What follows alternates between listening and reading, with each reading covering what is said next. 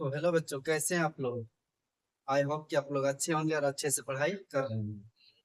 तो बच्चों, आप लोग को मैं आज पढ़ाने वाला हूँ क्लास 9 मैथ का प्रश्न 1.2। तो पहला क्वेश्चन है। इससे पहले यदि आप हमारे चैनल पर नए हैं तो चैनल को सब्सक्राइब कर लीजिए और बेल आइकन प्रेस कर लीजिए। क्वेश्चन एक पढ़ने से पहले आप लोग को एक इम्पोर्टेंस पॉइंट्स पढ़ने होंगे या परिभाषा पढ़ने होंगे। टोटल अंक 10 है, 0 से लेकर 9 तक। संख्या किसे कहते हैं?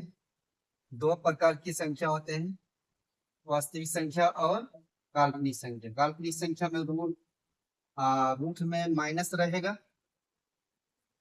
वास्तविक संख्या के प्रकार, वास्तविक संख्या कितने प्रकार के होते हैं? दो प्रकार के, परिमेय संख्या और अपरिमेय संख्या। 4 नंबर में है परिमेय संख्या किसको कहते हैं? जिसे p बटे क्यू के रूप में लिखा जा सके और नीचे यानी क्यू का मान 0 नहीं होना चाहिए। जैसे 2/3, 0, 2, इसके नीचे कुछ नहीं तो क्या है? 1 है। 2 के नीचे कुछ नहीं तो 1 है, p बटे क्यू के रूप में हो गया ये। अगला पॉइंट है अपरिमेय संख्या, जिसे p बटे क्यू के रूप में नहीं लिखा जा सके। जैसे √5, √2, ये सब। इसको यदि वर्गमूल निकालेंगे ना तो कभी कटेगा नहीं, पूरा पूरा वर्गमूल नहीं निकलेगा। प्राकृतिक संख्या किसे कहते हैं? 1 से लेकर शुरू होती है, 1 2 3 4 करके अनंत तक चलती है। इसके बाद पूर्ण संख्या 0 से शुरू होती है, 0 1 2 3 4 इस तरह से। उसके बाद पूर्णांक संख्या में माइनस वाला भी आता है, 0 भी आता है और प्लस वाला भी आता है। सम संख्या 2 से पूरा पूरा भाग लगे सम संख्या रहती है। विषम संख्या 0, 2 से पूरा पूरा भाग ना लगे उसे विषम संख्या कहते हैं। अगला पॉइंट है 11 नंबर। दो परिमेय संख्या के बीच अनेक परिमेय संख्या होती है, मतलब अनंत, गिन नहीं सकते। तो आइए पहला क्वेश्चन पढ़ते हैं। पहला क्वेश्चन क्या है? क्या शून्य एक यानी कि शून्य माने 0, क्या शून्य एक परिमेय संख्या है? क्या इसे आप p बटे q के रूप में लिख सकते हैं, जहां p और q पूर्णांक है और q बराबर नहीं 0। तो एक एक वर्ड को हम पकड़ते हैं। तो इसका शून्य यानी कि 0 परिमेय संख्या, जिसे b बटे q पर लिख सकते हैं, उसे परिमेय संख्या कहते हैं। और इसके बाद लिखा है जहां p और q क्या है? पूर्णांक। पूर्णांक का मतलब है जो माइनस भी हो सकता है, प्लस भी हो सकता है, 0 1 2 ये सब हो सकता है।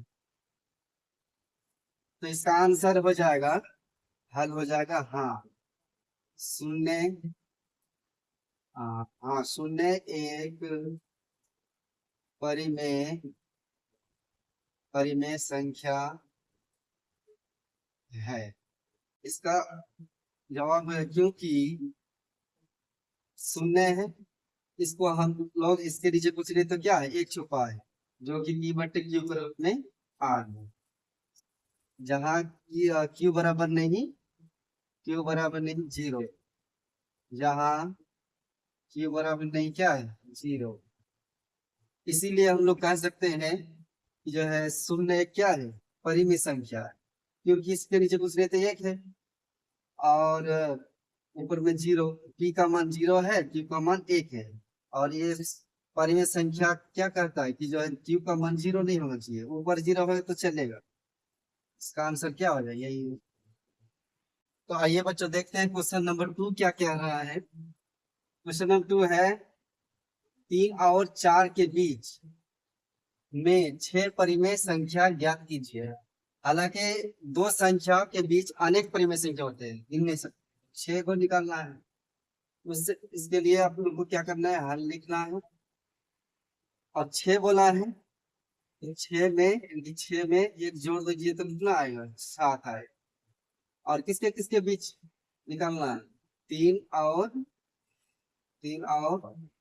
4 के बीच। तो 3 को जो है 7/7 से गुना करना है, 7/7। इसको भी 4 को भी ऊपर 4 को भी ऊपर नीचे करके 7 से गुना करना है। 4 के साथ भी ऊपर नीचे गुना, तो 7×21, इसमें क्या आएगा 7 आएगा, यहाँ क्या आ गया 7×4 = 28/7, यानी कि 21 और 28 के बीच क्या क्या आता है 22/7, इसके बाद 23/7, 24/7, 25/7, 26/7, इसके बाद 27/7, 1 2 3 4 5 6, यही हो गया आंसर। तो बच्चों 3 नंबर क्वेश्चन क्या कह रहा है देखते हैं। 3/5 और 4/5 के बीच 5 परिमेय संख्या ज्ञात कीजिए। तो आइए हल करते हैं इसको भी वैसे ही जैसे 2 नंबर हल किए हैं।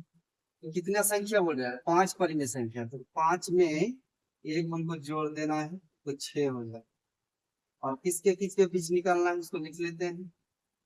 3/5 और 4/5 के बीच, और इस 6 को इसके साथ ऊपर नीचे गुना करना है। 6/5, 6/6, इधर भी 4/5 के साथ भी गुना करना है ऊपर नीचे करके, और 6×18 हो जाएंगे, और 6×5 30, इधर कितना होगा, इधर हो जाएंगे 6×4 = 24, और इसमें हो जाए 6×5 30। तो 18 और 24 के बीच कितनी संख्या है सब लिखना है। 18 के बाद 19 आते हैं, 19/30, 20/30, 21/30, इसके बाद आता है 22/30, 23/30, 1 2 3 4 5, यही हो जाएगा क्या आंसर। तो आंसर अलग अलग हो सकता है इस क्वेश्चन में। तो बच्चों 4 नंबर क्वेश्चन क्या क्या है देखते हैं। तो 2 नंबर क्वेश्चन का ये 3 नंबर क्वेश्चन का ऐसे आंसर दिया है किताब में, 30/50 इस टाइप का दिया है, 30 31/50, वो भी सही है, परिमेय संख्या बदल सकता है ऊपर नीचे। क्वेश्चन नंबर 4 क्या कह रहा है, नीचे दिए गए कथन सत्य है या असत्य, कारण के साथ अपने उत्तर दीजिए। सत्य है तो कारण दीजिए, असत्य है तो कारण दीजिए कि क्यों नहीं है, सही क्यों नहीं है। सत्य का मतलब सही, असत्य का मतलब गलत, कारण। तो पहला वाला हो जाएगा, हल करेंगे इसको। तो प्रत्येक प्राकृतिक संख्या एक पूर्ण संख्या होगी, तो ये बात सही है। यहाँ देखिए प्रत्येक प्राकृतिक संख्या एक पूर्ण संख्या भी, यहाँ से होता है प्राकृतिक संख्या, और ये पूरा 0 लेके क्या बनता है पूर्ण संख्या। तो प्रत्येक प्राकृतिक संख्या क्या हो गया, प्रत्येक प्राकृतिक संख्या पूर्ण संख्या में ही आया, तो ये बात क्या हो जाएगी सत्य हो जाएगा। सब विषय है। कारण क्योंकि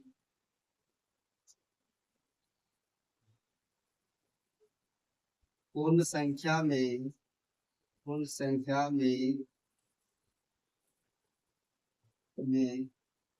प्राकृत संख्या आते हैं, बस यही कारण। क्वेश्चन नंबर 2 क्या कह रहा है, तो भी हल करते हैं। प्रत्येक पूर्णांक की एक पूर्ण संख्या होती है।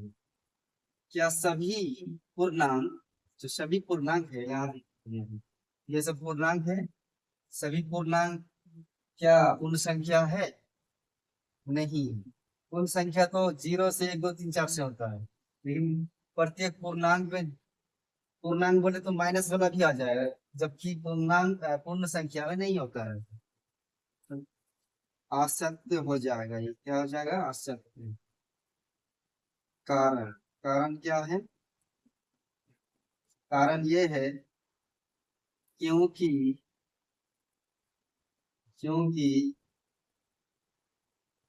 पूर्णांक में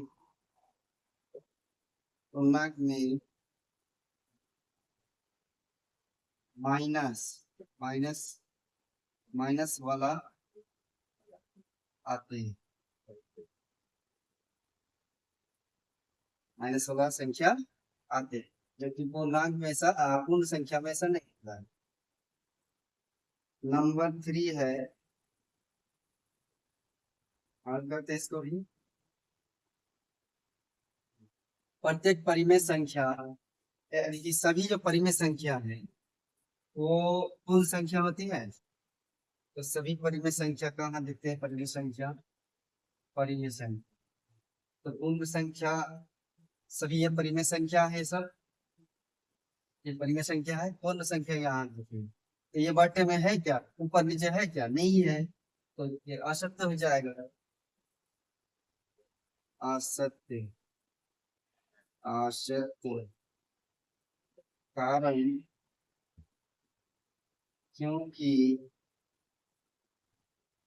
क्योंकि पूर्ण संख्या में, पूर्ण संख्या में भिन्न वाला नहीं आता है, भिन्न संख्या नहीं आती, फिर बोल सकते हैं, या फिर बोल सकते हैं कि जो है बट्टे में नहीं आता है। तो चैप्टर हो गया इन, प्रश्नावली इन हो गया। इस वीडियो में इतना ही। वीडियो पसंद है तो लाइक और चैनल को सब्सक्राइब कर लीजिएगा, और अपने दोस्तों को जरूर शेयर कीजिए।